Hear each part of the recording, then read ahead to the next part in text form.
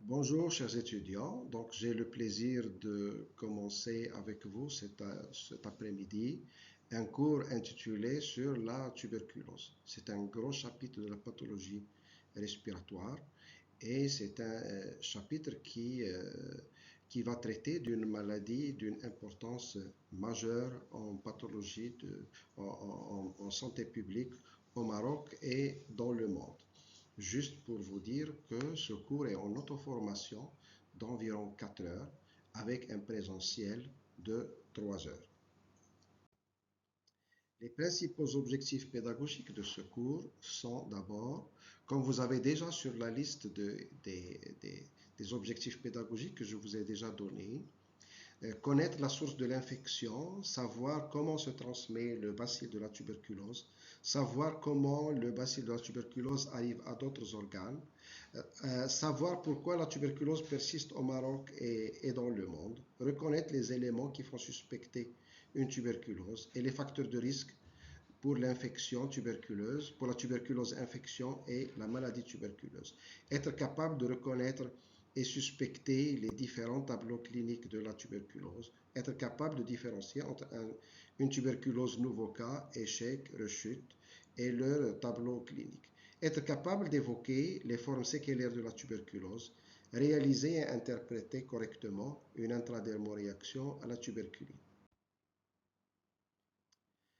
Les autres objectifs sont en rapport surtout avec le diagnostic, c'est-à-dire les principaux tests, notamment la détection de l'interféron gamma, l'intérêt de la bactériologie et l'histologie, les différents moyens de prélèvement en matière de bactériologie, les différentes images, les aspects radiologiques, les critères de diagnostic positif de la tuberculose confirmée bactériologiquement et la tuberculose extrapulmonaire, de même que les règles du traitement et de la prise en charge.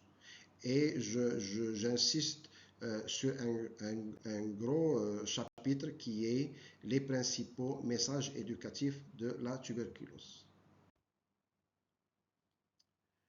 Donc nous commençons. Donc la tuberculose, c'est une maladie infectieuse due au bacille tuberculeux. Et c'est une infection qui touche principalement le poumon, c'est pourquoi elle est traitée principalement dans le module des maladies respiratoires, mais elle peut toucher différents organes. C'est un gros problème de santé publique au Maroc et dans le monde. Depuis plus de 20 ans, la tuberculose est géré par le Programme national de lutte antituberculeuse, c'est-à-dire un programme qui est institué par l'État marocain, par le ministère de la Santé, en collaboration avec l'Organisation mondiale de la santé, pour donner des directives claires et nettes sur les différents moyens de diagnostic et de traitement de la tuberculose. Donc, nous passons au chapitre du germe qui est le Mycobacterium tuberculosis et ce qu'on appelle la taxonomie. Taxonomie, c'est-à-dire la filiation bactériologique du germe. Donc, le Mycobacterium tuberculosis, il fait partie du complexe tuberculosis, c'est-à-dire les Mycobacterium tuberculosis communs. Il y a le Mycobacterium tuberculosis le plus fréquent, c'est le plus répandu dans le monde. C'est le plus fréquent, il touche les sujets immunocompétents, il touche les sujets immunodéprimés et autres. Il y a le Mycobacterium africanum, qui est un bacille qui touche surtout les pays de l'Afrique subsaharienne, l'Afrique de l'Ouest. Et il y a le Mycobacterium bovis, qui est un germe un peu particulier, puisque comme le nom l'indique, c'est un germe qui touche les bovins et les gros animaux type les vaches et autres. Il se localise particulièrement au niveau des glandes mammaires, Donc, ce qui fait que ce germe peut contaminer le lait, le lait qu'on va consommer, particulièrement si le lait n'est pas stérilisé. Donc, et il y a les mycobactéries dites atypiques, et dans cette catégorie, il y a des dizaines de mycobactéries, notamment le Mycobacterium avium, Xenopi, Kansasi. Ces germes, ils sont très présents dans la nature et ils sont souvent non pathogènes, mais ils sont dits opportunistes, c'est-à-dire qu'ils saisissent l'opportunité qu'un patient soit immunodéprimé pour devenir pathogène. Donc en situation normale, ils ne sont pas pathogènes, mais lorsque le sujet est immunodéprimé, ils deviennent pathogènes. Donc ils donnent dans ce cas des manifestations cliniques qui ressemblent un petit peu à ceux de la tuberculose, et ils sont particulièrement présents dans les pays à faible prévalence de tuberculose, c'est-à-dire les pays où il y a beaucoup d'immunodépression, tels que les pays développés où il y a peu de prévalence pour la tuberculose. Mais ils sont aussi présents dans les pays où il y a une forte prévalence de HIV, notamment les pays africains. Donc, les propriétés biologiques du germe sont les suivantes. D'abord, c'est un bacille qui est immobile, qui a une croissance très lente, et le BK se multiplie en moyenne toutes les 20 heures, contrairement aux germes banaux habituels comme les pneumocoques et autres qui se multiplient beaucoup plus rapidement. Donc, qui dit croissance lente, ça veut dire toutes les 20 heures, ça veut dire que la population va doubler toutes les 20 heures. Ça veut dire qu'un traitement antibacillaire, on peut donner le traitement antibacillaire en une seule fois, pleine dose en une seule fois, contrairement aux germes banaux où on est obligé de donner les antibiotiques plusieurs fois par jour puisque la multiplication était rapide. C'est un germe qui est aérobie strict, ce qui fait que c'est un germe qui a un tropisme pour les organes très bien aérés, particulièrement le poumon. Et donc, le poumon, c'est l'organe de prédilection du bacille. Le Mycobacterium tuberculosis aime se localiser au niveau du poumon, particulièrement au niveau des segments apicaux, c'est-à-dire le segment apical du lobe supérieur et le segment apical du lobe inférieur qu'on appelle le Nelson, parce qu'il y a les conditions d'humidité et d'aération adéquates pour la multiplication du germe. C'est un germe qui est sensible à la chaleur, c'est-à-dire le soleil, les UV, et il résiste à l'humidité, et c'est un bacille qui est très sensible aux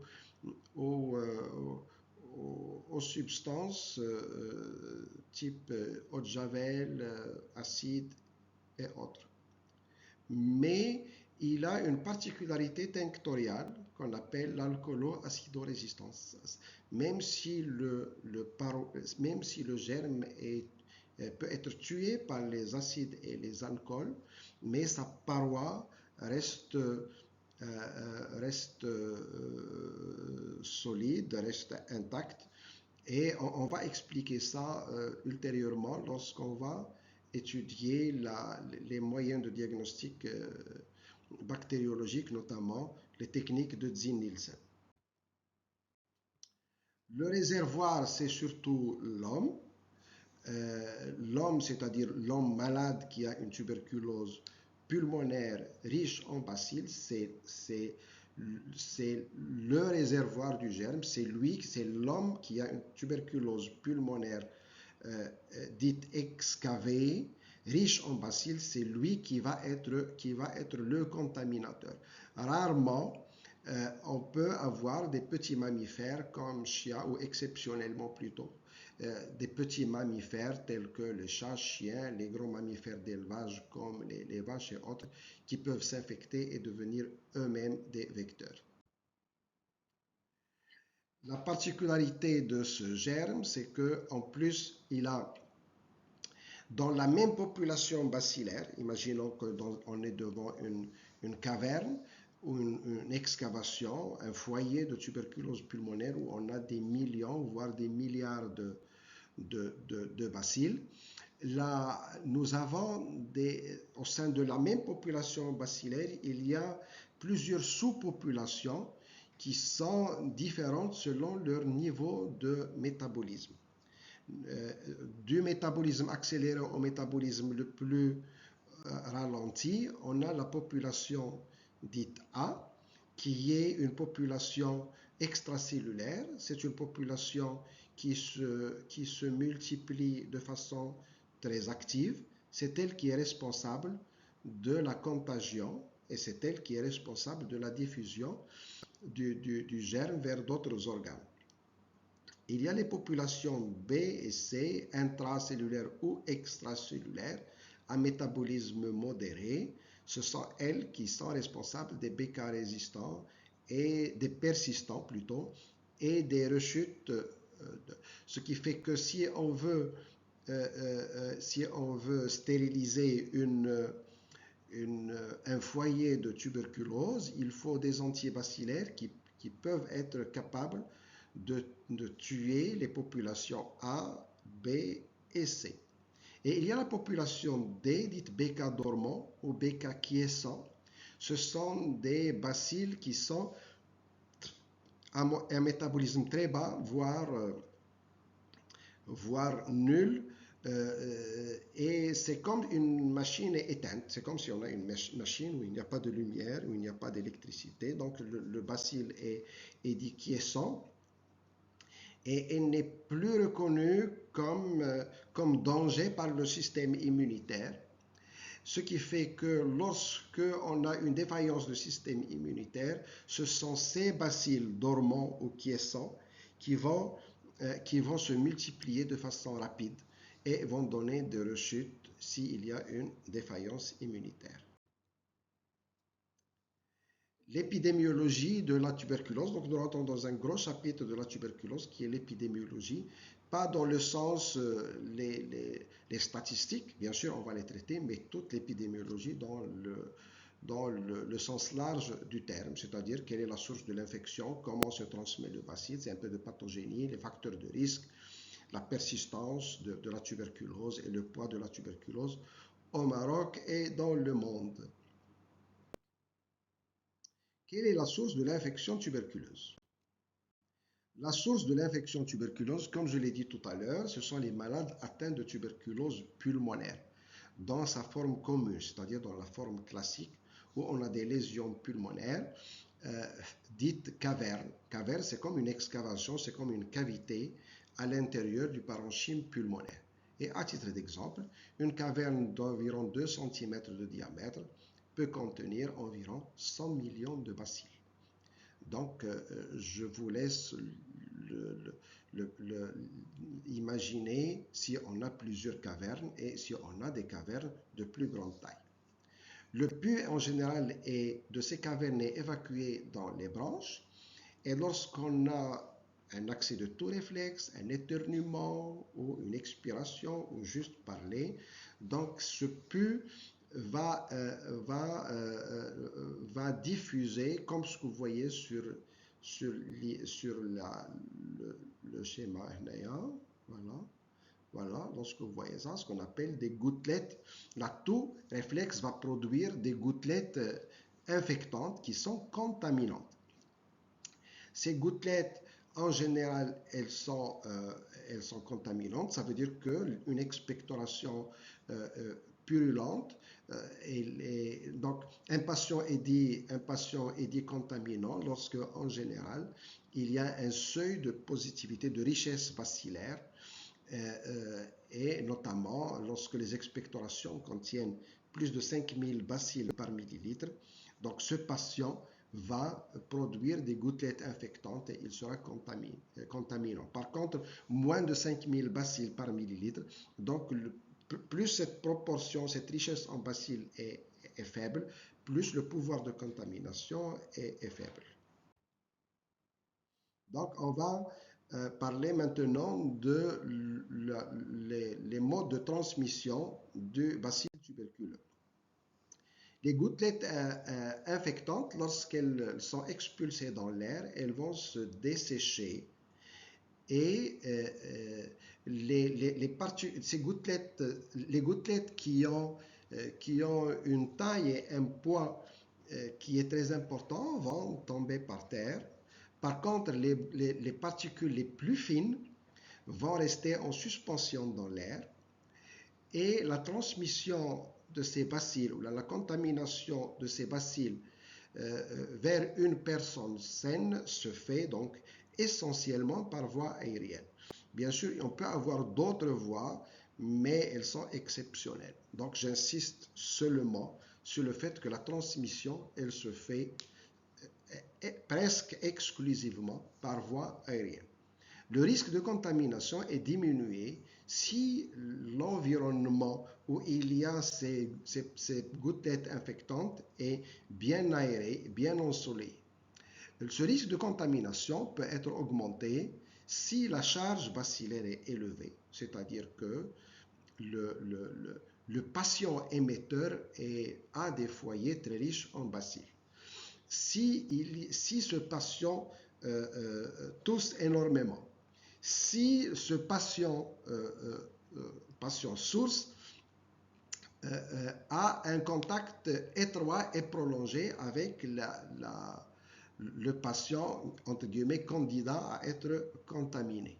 Si l'espace ou le local où il y a le patient et le sujet potentiellement qui va être contaminé est un espace confiné, où il y a beaucoup de personnes sur le même local, c'est ce qui explique un petit peu que les locaux confinés où il y a beaucoup de personnes, par exemple dans les ateliers de confection, dans les ateliers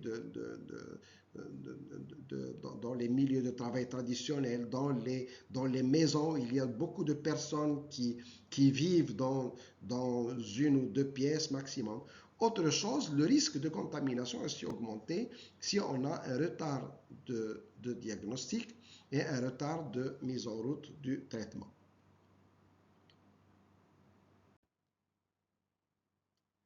Donc,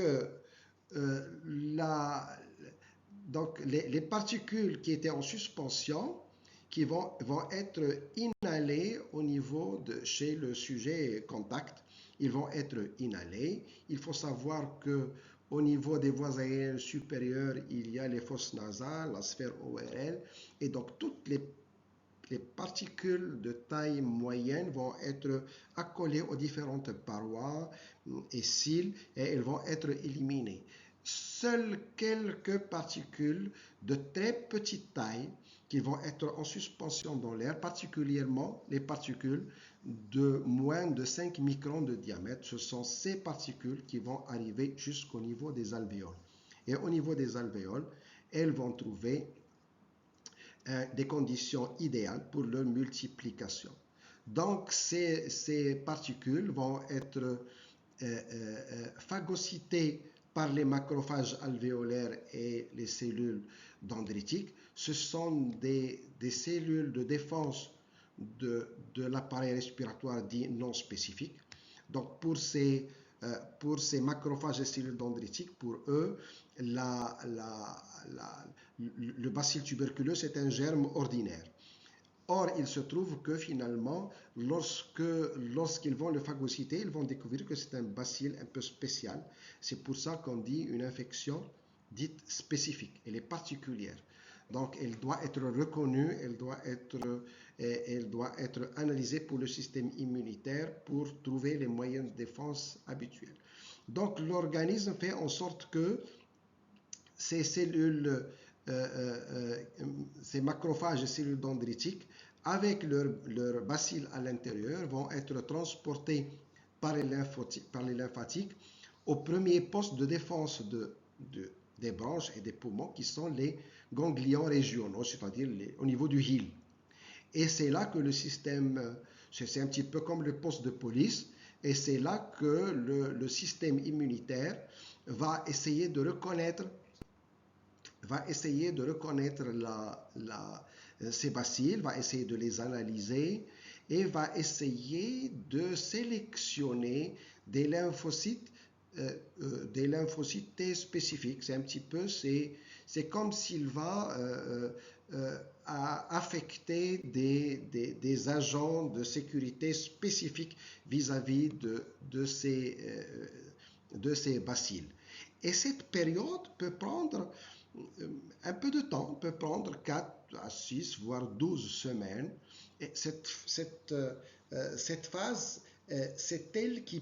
cette phase, c'est une phase un petit peu aveugle, entre guillemets, où l'organisme n'a pas encore reconnu le bacille, où l'organisme n'a pas encore les moyens de défense spécifiques pour le BK.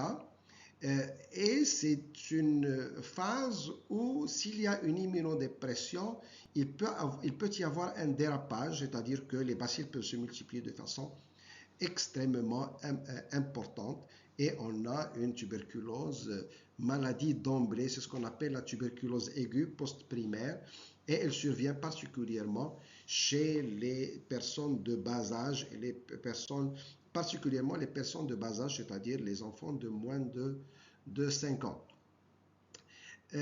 Et cette phase aussi est dite, c'est une phase anti-allergique, c'est-à-dire que le système immunitaire n'a pas encore reconnu le BK, n'a pas encore mis en place les moyens de défense spécifiques et n'a pas encore reconnu les différentes protéines de parois et autres. Et cette phase est dite anti-allergique. Ces lymphocytes D spécifiques, une fois sélectionnés et une fois produits, vont revenir au foyer initial. Et dans ce cas, on dit que c'est un foyer, et le foyer initial est dit chancre d'inoculation. Le chancre d'inoculation associé à son adénopathie satellite, l'ensemble est dit complexe primaire. Donc la réponse immunitaire, une fois installée, c'est une réponse immunitaire à médiation cellulaire, contrairement à la réponse immunitaire à médiation humorale qui met en jeu les immunoglobulines. Ça, c'est concernant les infections dites banales. Par contre, on est dans la situation où on a une réponse à médiation cellulaire, c'est-à-dire on va utiliser plutôt les lymphocytes T et les différents types de lymphocytes T. L'objectif de cette réponse immune à médiation cellulaire, c'est la limitation de la multiplication du BK, c'est-à-dire on va essayer de circonscrire le foyer. Donc la réaction est dite, pour localiser le foyer infectieux juste dans le foyer, au niveau du foyer local, et on appelle ça le choc d'inoculation. Progressivement s'installent des lésions histologiques caractéristiques qu'on appelle granulomes épithélio-gigontocellulaires contenant des bacilles quiescents, c'est-à-dire que les bacilles à multiplication rapide ont été tués, les types A, B et C ont été tués et neutralisés. Restent les BK dormants chez qui l'organisme ne reconnaît pas parce qu'ils sont en métabolisme, ils se sont refroidis, ils sont en métabolisme très, très, très ralenti. Donc, ça, c'est ce qu'on appelle le granulome épithélio-gigontocellulaire. L'évolution de ce granulome épithélio-gigontocellulaire, par la suite, peut évoluer vers ce qu'on appelle une nécrose caséeuse. Il peut évoluer vers ce qu'on appelle des lésions fibrosantes, ce qu'on appelle la sclérose, un granulome qui est sclérosé. Il peut même évoluer vers une calcification. Et la calcification, elle est assez particulière, elle est commune en matière de séquelles de tuberculose.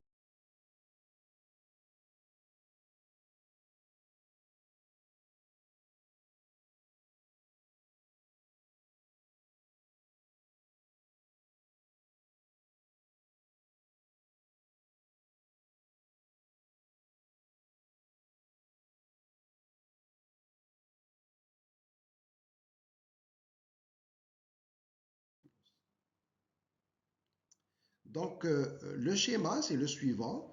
Donc, le macrophage alvéolaire et les cellules dendritiques vont phagocyter le BK. Donc, ces cellules vont migrer vers le ganglion satellite le plus proche. Le ganglion, avec le système immunitaire, vont produire des lymphocytes T spécifiques avec des CD4, des lymphocytes T CD4, pardon. Ces lymphocytes CD4 vont produire des lymphokines. Et ces lymphokines, ce sont des molécules messagers. C'est comme un petit peu, ils vont produire des codes qu'ils vont envoyer aux macrophages, aux cellules dendritiques, aux lymphocytes au niveau du foyer initial pour circonscrire le foyer. Donc, je reviens pour schématiser encore une autre fois. Donc, un malade source ou malade qui a le réservoir de BK on appelle une tuberculose contagieuse, tuberculose pulmonaire microscopie positive, ou encore appelée la nouvelle dénomination bactériologiquement confirmée, va contaminer un sujet sain. Le sujet sain, il est dit anergique, et la phase de 4 à 12 semaines, comme ce que je vous ai dit tout à l'heure, cette phase va durer 4 à 12 semaines, le temps que l'organisme reconnaisse, installe les moyens de défense spécifiques, et cette phase est dite phase anti-allergique. Et dans ce cas, après cette phase, le sujet sain est dit infecté, dit allergique. Le sujet infecté, lorsqu'il est infecté, il peut, dans la majorité des cas, il n'a pas de signes cliniques, mais plus rarement, il a des signes cliniques. Donc, toute cette phase, on l'appelle tuberculose infection. Une fois cette phase terminée, la deuxième phase qui va suivre, c'est ce qu'on appelle une infection tuberculeuse latente, où on a le système immunitaire qui circonscrit le foyer pulmonaire.